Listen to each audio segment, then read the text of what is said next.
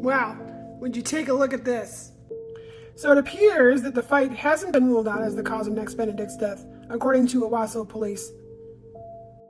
I'm starting to wonder if it's a coincidence that this revelation, this retraction from the Owasso Police Department is coming on the heels of a private investigation that the family of Nex Benedict has been conducting outside of what the police department's been doing in the local coroner's office.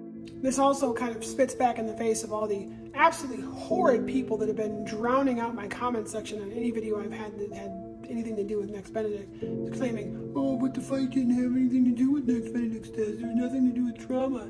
Well, this is an absolute retraction of that.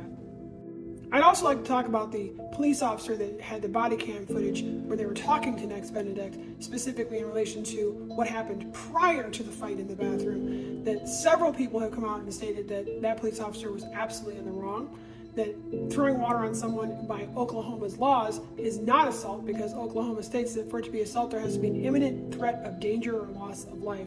And several lawyers have already come across and said, no, there's no possible way you'd have an easy time trying to convince a judge that having water thrown on you could be classified as an imminent threat to your life or danger.